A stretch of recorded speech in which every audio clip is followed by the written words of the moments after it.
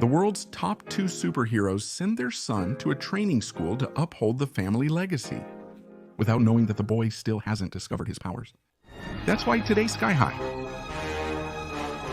If you enjoy the videos, please like, subscribe, and turn on notifications to support the channel.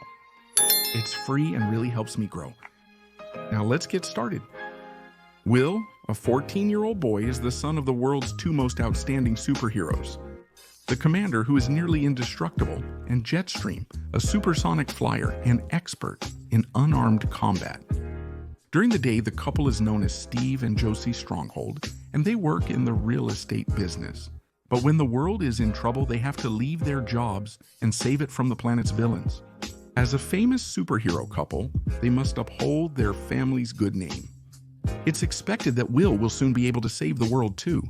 But what nobody knows is that he still hasn't developed his powers, even though all the kids his age should already be training. On the first day of school, Will lies to his dad, claiming he inherited his super strength. And that morning, the Commander tells him that he's glad that no matter what happens to him, his son will be there to save the world. Then we meet Layla, who is Will's best friend, and while they're talking, the superhero parents get an emergency call from the mayor. So before leaving, the Commander reminds his son that some kids at school only have one parent with powers, unlike him, and he asks him not to humiliate them for that reason. Soon after, Will boards the school bus, and the driver, surprised to recognize him, quickly offers him a privileged seat. That's how we meet Ethan Yamahinta, who refuses to give up his seat. Zack then confesses to the protagonist that he only discovered his superpower a few days prior.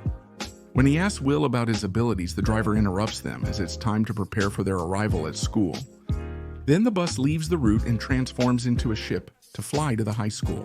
Sky High, which is a kind of floating campus in the middle of the sky, and is flying so that villains don't discover its location.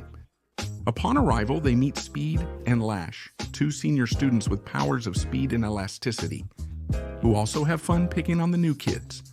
But fortunately, Gwen, the student council president, rescues them and greets them warmly at the school. That's when we realize two things. Will is captivated by a beautiful girl he meets, making Layla jealous since she's in love with him. After this, they go to the gym for their introduction, where Principal Powers welcomes them. And she announces that they must go to the power assessment phase to determine who has the amazing abilities that make them heroes, and who has the less impressive powers and will be their sidekicks. Coach Boomer then appears to assign everyone's roles based on their demonstrated powers. This is how we learn that Zack's supposed talent is to glow in the dark. Ethan melts into fluids while Magenta transforms into a guinea pig. Layla refuses to show her powers, only using them when necessary. With this and their previous work, everyone can be an assistant. And just when it's Will's turn, the bell rings because it's time for a break, so then we see them at lunch. They talk about a guy named War and Peace, who's the son of a superheroine and a villain, and who keeps staring at our protagonist. The Commander arrested Will's father, who received 4 life sentences, making Will uncomfortable with the situation. At school, Will hasn't received any response from Gwen.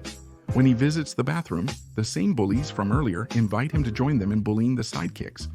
But when his moment arrives, he reveals he can't lift a heavy car like his dad, or fly like his mom. He confesses he still lacks a superpower, earn us the title of sidekick. The school nurse shares with him that in rare instances, a child born to two superheroes may not inherit any powers at all. And an example of that is Ron Wilson, whom we know as the bus driver. When he gets home, his parents are waiting for him, excited to hear about his first day of school. So the Commander takes him to the secret sanctuary, which is a hidden place that only family members can access once they have become heroes. Will discovers hundreds of memories from every victorious battle inside the room, like trophies of triumph. Among the items is Royal Pain's weapon, the pacifier. That day, his father met and fell in love with his mother. Will decides to act like nothing happened at school and invites his father to play pool instead. One of the Commander's trophies has a hidden camera, used by two strange creatures to spy on him. Later, he meets with Layla, who tries to cheer him up despite what happened at school. And so we confirm that the girl is definitely in love with him. The following day, they attend the Support Heroes class and discover they will be assigned to an actual hero on graduation day, who will decide their name and costume. Also, the class professor was the commander's assistant. The days pass filled with lessons to enhance their assistant's skills. One night, while studying with friends at his house, Will's father arrives home earlier than expected. When talking to them, the commander is surprised by the kid's not-so-useful powers. That's why, later on, he has a conversation with his son, where Will takes the opportunity to confess that he's actually a sidekick, because he doesn't have any powers. Despite the commander's efforts to cheer up his son by suggesting he may develop super strength, the boy expresses contentment being a support hero. His father is disappointed, but his mother tries to help him realize that this isn't the end of the world, because he still has the real estate business available to focus on that. Days later, Will runs into his enemy Warren, who starts a fight with his power that allows him to control fire. And the only thing our protagonist can do is run away and hide until his friends show up to defend him. And when Warren is about to burn him, what everyone was waiting for happens. Will awakens his super strength power. With his new power, he easily defeats Warren, making the battle more interesting. Principal Power summons both to a power neutralizing room to make peace, but it fails. When he gets home, his mother is upset with him for using his powers without thinking. Although his father is more than happy because his son is finally super strong. Without realizing it, both are being watched. Thanks to his superpower, Will is transferred to the hero class. He gets closer to Wayne by becoming his study partner.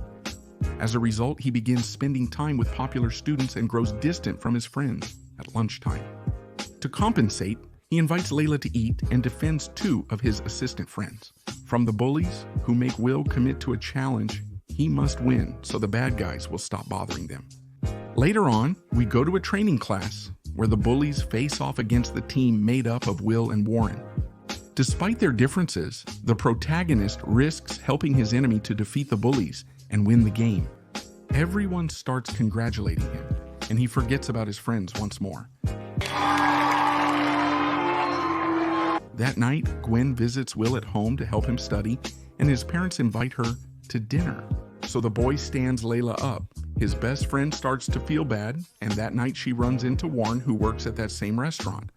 And when she gets to know him, we see that he's really not as much of a villain as he seemed. Since he advises her about her feelings for Will and what she should do about it.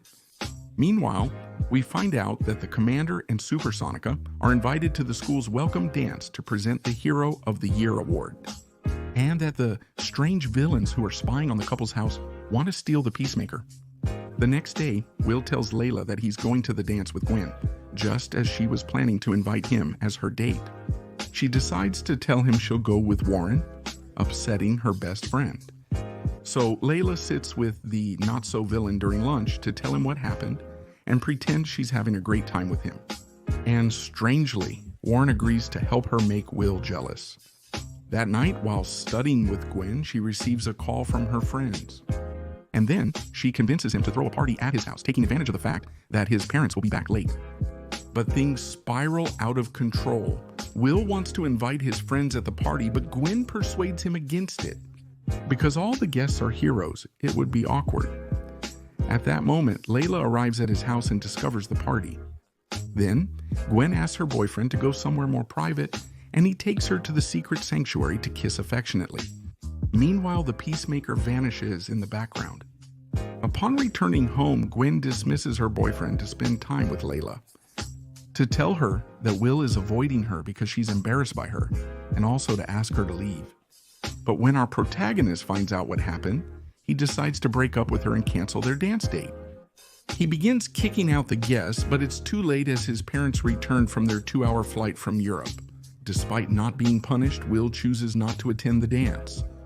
That night, he visits the restaurant where Warren works, seeking his best friend. And there, his enemy tells him the truth about Layla's plans to make him jealous because she really likes him. On the day of the dance, Will's mother gives him an old yearbook before he leaves. In it, he recognizes Gwen in a photo. He realizes the pacifier has vanished. At the party, the students honor the Commander and Supersonic. During the tribute, Gwen reveals herself as Royal Pain, and her assistant activates the pacifier to turn our superheroes and everyone at the dance into babies. The good thing is that our group of friends manages to escape through a ventilation duct thanks to Sad's glow. With Ron's help, the boy arrives at the school. When the protagonist reunites with his friends, he persuades them to fight Royal Pain.